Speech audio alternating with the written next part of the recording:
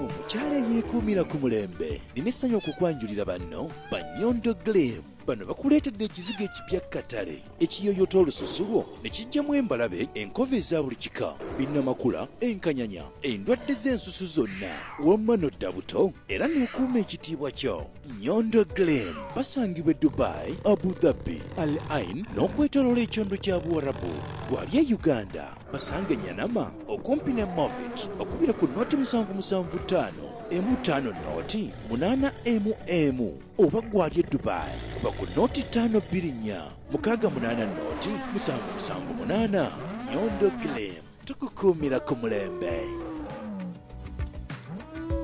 Omundabira abaana b'amaama ebintu ku mutwe bingi nnyo nga bw'okiwulira naye mbafiisiza akadde ne mbawa updates. Njagala kumenyaamenyamu ku zino stories ze tukoze ezikutte abantu omubabiro. Kuva ku story ki? Tandike ne story ya Ime. Omuntu agamba tokaba maama. Namutoka baba bakusonyiye like tabiriiko. Genda eri kwagala wano. Kituka nfuluma. Furuma. Nkwagala wali. Tinkwenda furuma. Afurumesi mwagala wano. Ono talina kwekifuba. Wano wakitafu. Genda nonye taatawo. Genda nonye taatawo wano. Sikwagala bulijjo. Nakubiranga Brenda naye mugamba sikwagala wano furuma. Ovudde ku kyeyo wenna nakowako wadde furuma. Naye nakugamba wano talina kwekifuba. Sigala afurume.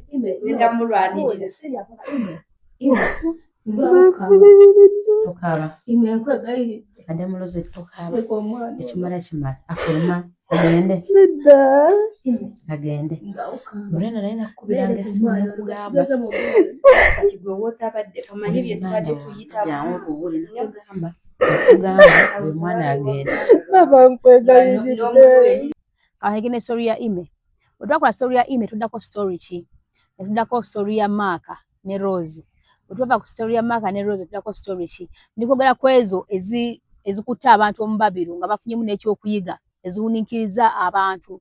Ne wabeerawo ne story ya Brian. Ng'ogyeko ya Brian oyiwe endala eriwo eya Aisha. Ng'ogyeko ya Aisha ndala kyeriwo gye naba neerabidde mujja nga Rosette newagyerabidde naye nga ndikwogera ku zino ezibadde recent era n'eziriko nga zikutte abantu omubabiro. Tandise n'eya Ime. Story ya Ime mwagiraba gye yatandikira byonna bwe byatambulira. Ime engeri gye yajjamu n'engeri gyali yeeyisaamu nayogerako ne baganda be era nzijukira twali mu kamera ne mbuuza Brenda naye muganda wammwe ono oba aliko ekikyamu kubanga abaana banene ebiseera ebisinga oba agenda okukola okuba ekyeyo emyaka 4 ew'omuwalabo mwana wa maama n'okumawo ng'obwongo bukola bulungi bannange kibeera kintu si kyangu n'ekyano okuba ng'obbiddwako ssente zo abaana bagwa eddalu abaana bavaako olwa stress olw'embeera olwaki n'okulyako ssente zo z'okubidde ekyeyo kyonna bannange obwongo tebusigala kyekimu kino kambabulira amazima. Kati mu kusooka nali simanyi anaba kumpa mboozi ye yakumulyako ki ssente ze kati nga nkola ki nga tujja tukola story yaffe nga bwe kyali muwala oyo gundi we yampita Brenda binanga bwe byatambula ne mubuuza nti naye okakasa muganda wamu talina kikyamu kamwenyini Brenda n'angamba nedda kuva dda bw'atyo bwe yeeyisa naye just yeeyongeddemuko ku mpisa embi olw'ensonga nti yagenzeko e Bulaaya n'alinnya ku nnyonyi kati ffe atulaba bulala yeeyongeddemuko ku mpisa embi naye nga bw'atyo bwe yali kuva dda kuva buto okuva dda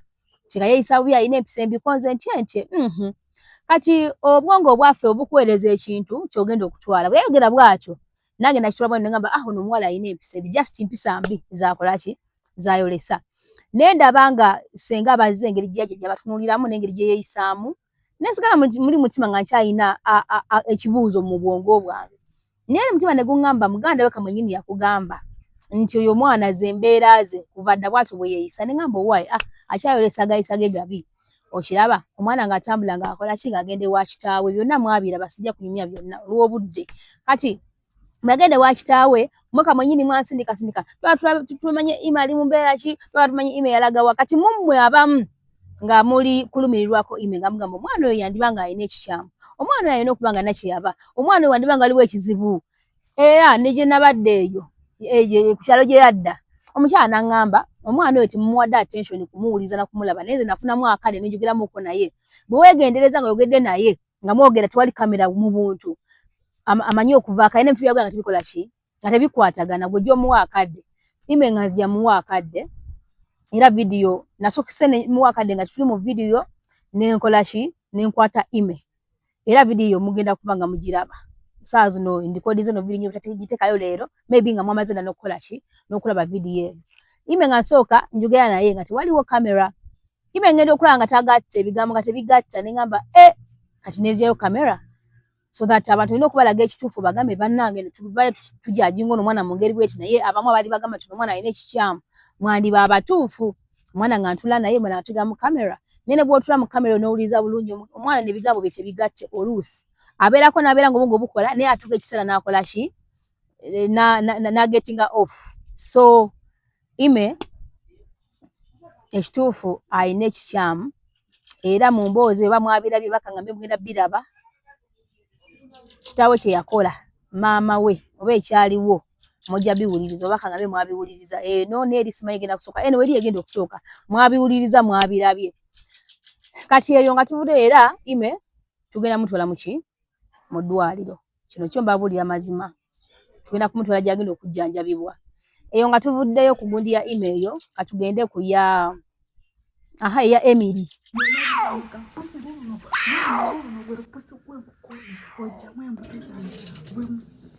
Omukazi ashaka olowooza si omwana wa muntu saagala kuzaala saagala mwana munsi muno saagala nange ofuna omwana kuzikumi kisitule nyozeeko banange gwe mukazi ashirafu nkoye ebyawongoobyo nkoye amagini nafumbirwa musambwa nali sikimanyi banoonya gyanfuna banoonya gyabugaga naye fe abaana b'abantu fe bwe bawungayo anani nduhire munyambe begehanuuyo ndio mwana w'omuntu nanyemyetaaga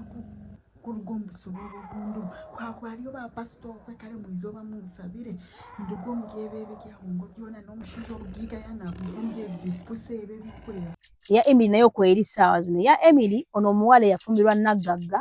naye nga Nagagga alina ebyawongo omuwala buli lubuto lwafuna akapusa akawuta kamuli ku lubuto ne lukola ki kati baana bamaama omuwala yampise yampeereza videos ezitiisa yampeereza videos zeyo kapa nga wali awo ng'ayogera ebitiisa yampeereza videos za kapa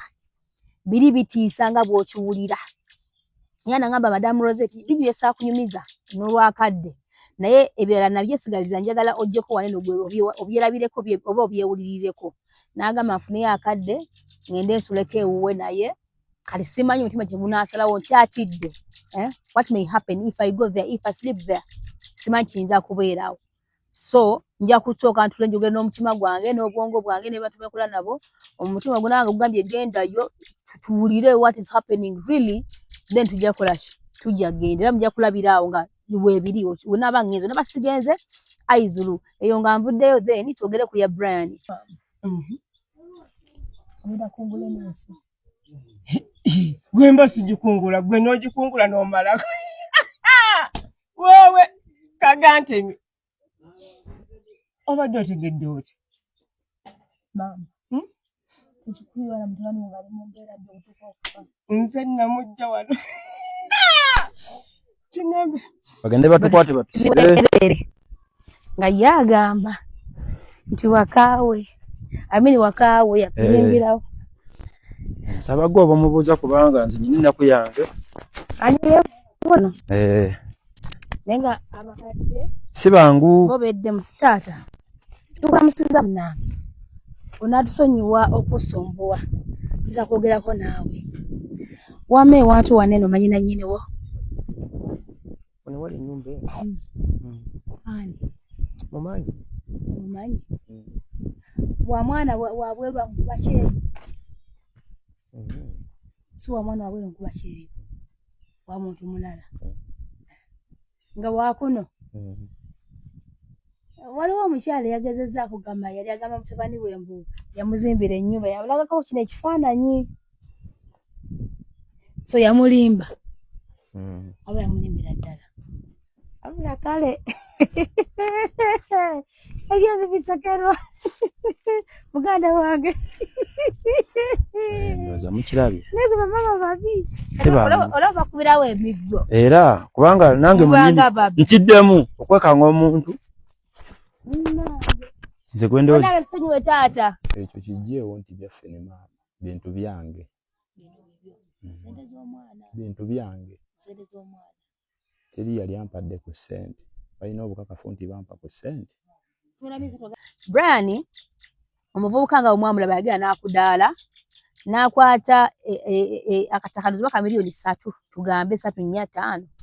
n'akawa omuvubuka nga akudaala ku miliyoni 67 ne sente ezigwagwamu awo ate namwa nga akola ki ng'akudaala wabula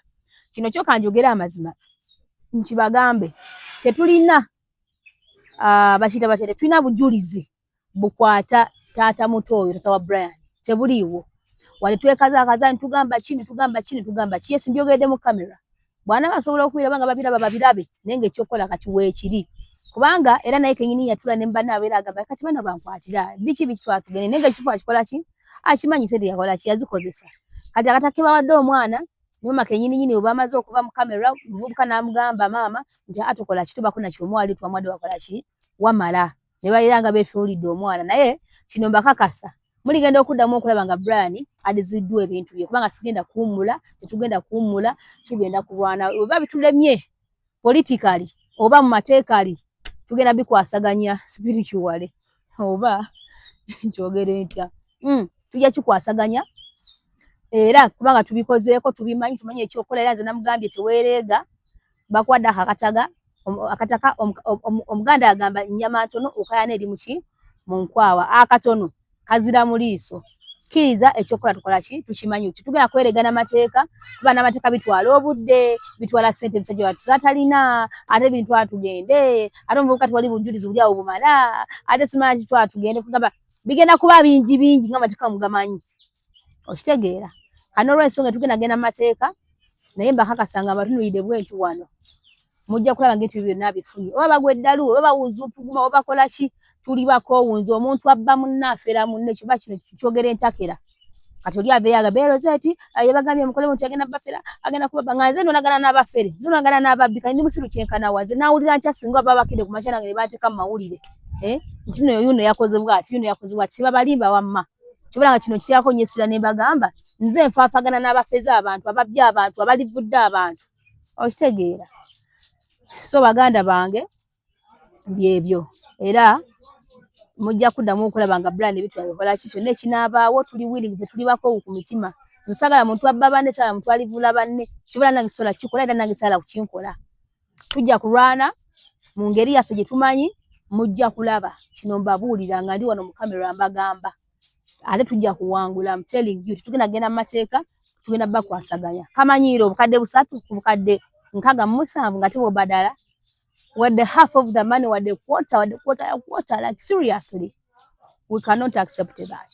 eyo nga tuvuddeyo wagundi wa Brian tudde ku story ki endala ebadde keranga etambula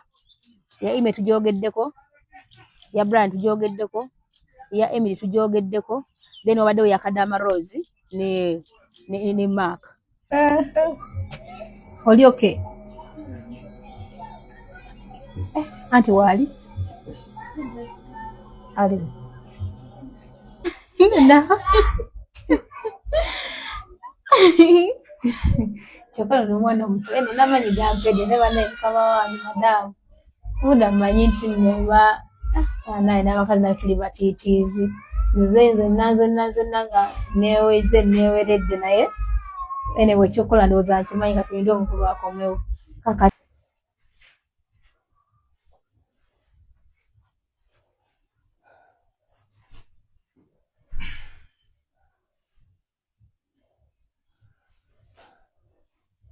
Mama George,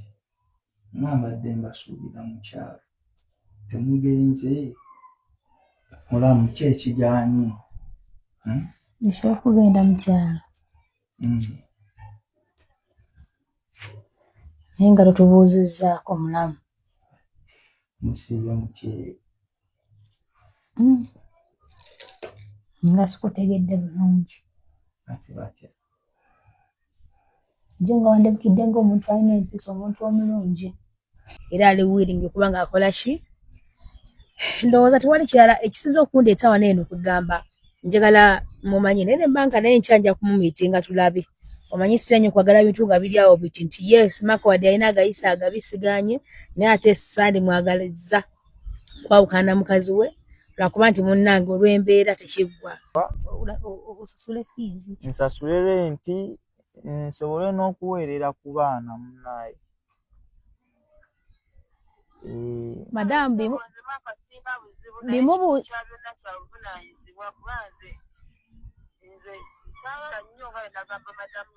bimubuuze nga wabimbuuzizza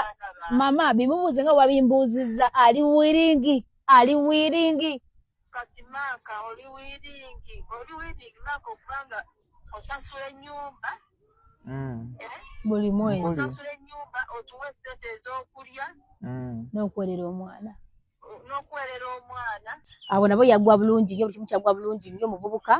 yampeereza bagita batya, so anytime from now tugeragenda kwanjula wona tusobodde nga nsobodde okugenda nyabikwata ku kamera mujja kubiraba Rose ne Maka we era mujja kubira mu birabawo n'abansobodde olusi nga siriiwo ngoba waliwo kinkutte aya basi naye nga nabo buli kimu kyatereera bulungi nnyo. Omukazi akyanankubira kola ddamu nanneebaza sijja tereera ddala nnyo. So kati bye baganda bange era nga tubasaba oba njagala bajjukiza nti ffe aba Nyondo Skilling School very soon we're going to be opening our place era tubeere nga tusomeseza ddala baada okusevinga naffe sente zammwe mwebale kutwesiga teri agenda kukola ki kubalivula wadde n'akamu. Era kino nkiddamu nga mbagamba nti bannange baana ba maama kale nyina omwana mukwano gwange baamutisse butisi naye mu kumutikka yaze talina kaalina era nze ngenda ne mbagamba bannange teweeyibaala. Oyinza okuba nga oli okola wa muwala bw'oba okola wa n'olowooza nti okyaliyo ebbanga nga gwe teweebalidde ne bamalanga ne bakutikka. Naye nkusaba nti nno saving akasente ko nange mpola mpola bw'ayagala okujja okuyiga naffe bino eby'omuntu eby'omukono tandika ogambe ejja kusobola package bweti bweba nagisobola ngenda kusevinga akasente kammeka ohandika okusevinga akasente ko nange okampeereza nkole kinkole receipts nti wasasudde ekyo bwekiggwa tandika okukola ebibyo. Era nzo nogamba kati kansevinge ne ka capital nti nno omuntu okutandika okukola sabuni liquid soap biki tandika na sente nga mmeka ne mtu 50 gatandika n'akakadi katandika noga kubeera ku safe side. Kati Rosette kamweleze jine mtu wajanga 5 baka na kadi kange bwe mala okuyiga bulungi nnyo ate ngenda nkole ka business akange anyambe ku kuba majja kutwala gula kino gule biri kino lokole bwoti basi genda kulekera tugenda kulekera oba ogambe nti bwe mala okuyiga bampe kalimo nsoke nkole nabo mubo mwennyini ate mumbanzija ka capital it's very okay osobola okukola okusoma naffe ate tuku employing n'okola naffe ate no mano tujja mu capital akola ki atandika n'otandika ekikyo oba kitegeera muganda wange. So mbakubiriza era nga mbagamba nti enensi ekyuka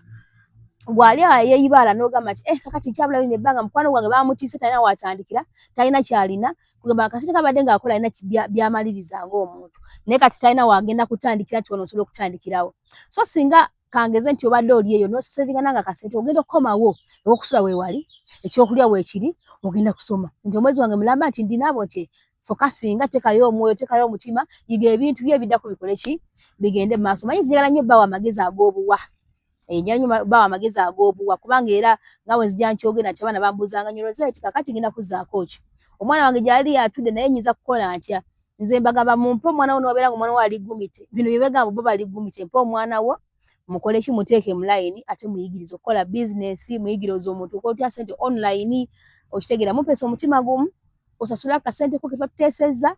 era nabagamba nti gwe wenna ng'oli willing wena sente z'olina naye ng'olaba nti togenda kumala ko solo jeno tulana nange ku mmeeza nga nze nga Rosette no nali yagadde ne kana kasente kabuze mbwe kane bwe kati nenda banze ngaze kutopingiddeko mmeka nkuyambyeko ntya nkusupportinze ntya kubanga kyensinga okwetaaga saagala nnyo omuntu kujambula mu bwange tulemerwe mbuno because of money. Rosette kino yakinyimye kubanga nadde sikola ki sina serira kyobulanga bizigo bya Nyondo Grim mwana ajja n'agamba ati nanyina kasente bwe kati munange nyina bwe kati naye nga ezo products emuzina wadde kwota ya sente zaali mu bbawa n'ogamba why omuntu mugobe bwentyo n'omuwa kati obimukolera n'alabanga butufu abyetaga n'anoonya ssente bukubiri n'akola ki n'akomawo so saa bintu byakuluzinga ba clients busima lwa ssente jangu nkuwa ekintu akasente k'obeera osobodde then tulabe obigenda okutambulira naawe obeera olaba kuba oba muntu era obeera otegeera so byeyo baganda bange ekyo mbakubiriza nnyo muwulirize era mujje nabakulira voice note bannyonnyola mu lulimi Oluganda ne bawa gundi bagiyita batya quotation era nga ekola explaininga bulungi nnyo packages ne byegaba era mu bbanga ki byonna ku ebiri byosoma bulungi otegeera ogambe nti kati eno package ejja okunkolera mu kifo bwekiti ne bwekiti bwe bala okusoma namwezi njagala nkole ki nze gyenva asobola okunyaka takisi kange n'embeera nga gye teziseetaga kusula zinakola bwenti ate n'ekirala si kyatteeka nti nno ogenda kubeerawo paka mwezi mbukyatteeka kyoba oyagadde oba oyagala okumala naffe omwezi oyakola naffe bw'oba oyagadde kugamba nti nno kati nsomye ebyange mbizize mangu kange ntandika ekyange so baana bama Uganda weeri yafuuka yakuyiiya bino ebigambo bye mbagamba mbigamba nga mbitegeeza Uganda yafuuka yakuyiiya taakole ki taaliire mbajjukiza omukyalo ono Eva njamu bagamba alya ku liquid soap yekka tena kirala kyakola era wano bangi bakola liquid soap naawe omwana n'amutambuza gwe mufumbe mukole gwe mutabule mukole muwe omwana kaakole ki katambuza buli muntu akozesa sabbuuni so waliwo ebintu ebiryawo nti buli muntu abeera bikola ki aba abyetaaga so omuntu ettanire then Abannyondo estate experts abo ababadde okusavingako naffe ssente amanyongero bagumya n'okubagamba mubeere bantu bagumu olw'ensonga nti byetukola tubimanyi era tuli willing kubanga tubawa kye bamusasulidde singa akasente kamu kaba kakoze eki n'abaagala okweyongera okujja okutweyungako era banange mweyongera okujja omuntu yenna anaaba n'omukisa n'akola nange result togenda kwejjusa olw'ensonga nti ekisookera ddala nze ku mazima kwennyimiridde ate era yenze omuntu omu alwanyisa abantu abatalina mazima abatakola bwenkanya so n'olw'ensonga eyo nesiga n'omutima gumu kubanga nalabika nti nga nange ndi ku social media yani buuno rozeti yakoze bwati nga tezeba n'embikola ono yabbye gundi so omutima ogwange teguyimiridde kukuddawo kufunira ku bantu kubba bantu kulyaza amaanya nedda mikwano bino mbyogera nga ntunudde wano era teri muntu agenda kuvayo agambe nti rozeti namuwa ssente zange nga akolye kyonna takikola taliiyo kino nkyogera 100% sure nga ndiko sure taliiyo taliiyo so muntu asige n'omutima gumu then products za Nnyondo Gleam banange mukyesibyemu baswiti mujje musupporting you one and only kubanga byebizigo bikolera ddala bulungi nnyo era mbanyonyola nga bibatuuseko engeri gye bikolamu nosanga omwana akweza ka video naga rozeti kati yabawo wendi mu wiiki ejo n'ogamba subhanallah wa ta'ala so kimpa nnyo essanyu so products zino tuzikola nga tusinzidde ku nsusu zammwe abantu abamu bagande batunda ebintu nawabuyo omuddugavu waaki neffe tukola product tuba tukuwa product tusoose kola ku face yo toba skin yo botudde kutuwa face yo n'okwatako wano n'otuwa side zeno nitukolya ekintu ekigenda ogenda ne skin yo tubena kwejjusa era tusigala tucommunicate kakati dia chusa mungu tikola paka omwana gavye skin gyakola kijagala banange mwekoleko bulungi kwefa kabana bali mu biyumba musimaze ndi mu kiyumba mukwandi mu kiyumba ate kakati ngina kwenyiriza baba ate lwakwenyiriza baba bagambe hono wenyirize baba wenyirize gwenga gwogera okoma wale nga tolinga ngakabwa ngola bikabulungi abana bamumutya ssente kakati nze ssente gwogyekolera bomalanga muziwereze no nga bazidivulanga bazikuba ku mutwe tewenyirizaako toliddeko tonyweddeeko nawe ssente zo zeteeke mukongo omuntu kisikini n'okireka ne kifeedi nga kyona kirabikanga oba ekyekikere kubanga oyagala okukola ki nosange mukwata mu mazzi ninga zino engalo zonna zaavunda tulina akadagala wadde osigala okyakwata mu mazzi naye okuzikuumakuumako zireme kubeera nga tezigenda bubi nnyo nakulwalako okasiigamu n'osula nako n'okasiigamu n'osula nako n'okasiigamu n'osula nako tulina pink lips okola emimwa gyo ne gibeera nga tegakyaligaga gya black nga muntu akola ki afuuwa emmindi ntuba ne gundi za dark spots treatment ya dark spots ne zivaamu nobeera ng'olabika bulungi skin ebeera ng'erimalira olina mbalabe olina sima binnamakula waliwo omuntu yakuwa ebizigo ne bikwokya ne bikuba ebipaapi olina binnamakula skin tebalansinga face erabika byayo ate wansi naye walabika byayo wansi wazo okuba nga weeru face nga nzirugavu face zokuba nga nzirugavu ate wansi weeru face nzirugavu face njeru wansi weeru so netukuyambako okuba nga obalansinga mutunoonyeeko ennamba ya WhatsApp naye okweri ku WhatsApp neye Uganda ngenda kuzipininga waawo era giteekemu noonyaako ngambe rozeti kati munange ekiriwo nti mu butuufu mpa ku kizigo mujje mu supporting mujje mubeere nga ate mukola ki kuba nabagamba ne wano Uganda nteekawo akabokisi kange kubanga bano abantu bola bengendako nenyambako kino nakiri transport abeera bange n'otuuka ekitanda kyakola n'olimuwa ekyokulya n'okwatako mu nsawo okitegeera kati esente z'omulowooza nzija kumweze mumpa zinene kubanga sina mulimu mulala nnyo gw'amaanyi gwa nnyo nti banyina gino emirimu mubala batujja bakola egy'omunkukutu emirimu gyange mugimanyi leero ofunye kye tofunye n'ate obulamu bulina okubeerawo wano Uganda ate obulamu buli expensive nnyo oyingiza kitono okola ki osevinga kitono ofulumya nnyo so mujje mutusupporting era kibagamba nti buli mwana nze buli gwenzijjako n'obeera nga muwadde akasente kagundi nawe nga muwadde packaging nga ntunda akasente katya nzijja kasente katono nenga tikali ku charity kubanga tuna Nyondo charity musente za Nyondo charity zetukunganya mwe muva sente zine z'abaka batumalwaliro tutera ogenda mu biraba ne mugula obugali bw'abalema byonna mu biraba ntugenda maaso ntubeera nga ate tutuwa ku bantu ku mmere ebyokulya byonna bina mbadde mu biraba ne mugulya abaana eyo muzigete bane ebyokwambala ebyokulasa byonna mbadde mu biraba naye nga ngenda okuteekayo sente zo nga Mukama Rachel yansindikidde sente eza package ye naye sala yange nsaba package yagifune mwasanyuke emukoleko bulungi afune kyayagala ate era omumpeera omukisa olw'ensonga nti kana akasente ngenda katika muntu munaku naye agabaneko ku mukisa ogwo bwentyo bwenkikola so ojja kubeerayo ng'olaba tutambulira bulungi abadde bagira bati balwayo tukyukamuuko esala y'omuntu omulanga gikusabire n'omutima gumu esinga okukola n'okusinga eyiyo kino nakyo nkibagamba so ndabika njogedde nnyo naye nga zezo stories balina kyemwagala mulimu abagamba Rosette tukolere kino kati tulage kwoli kati mbawuliriza nnyo olina omuntu gwala tumukulageko teekawo mu comment section kati kati Maka ali kukitunyiza ku Maka ku mulimu gwe yakwamba lesala yokuddayo kisijja balimba naye ndowooza byonna bikanjogedde nnyo naye nga okumanya ebisingawo byonna ku bye tukola jangu mu inbox tunoonyeeko aye tubeere nga tukola ki anayenkoowa n'okugerako si kwangu support Nyondo Green ekizigo kigenda protectinga skin yo kigenda kukuletera okunyirira okubeere ng'olighteningamu katono gwayagala okunyiriramuuko okwakamuuko katono obeere ng'oshanana so you know wano tubeera mu AC tubeera mu kasana but kino ekizigo kigenda kuyamba skin yo ebeere ng'eri protected osigale ng'oli nakyo but ng'onyirira so we support Nyondo Green n'abalwezooli ng'otaddeko Nyondo Green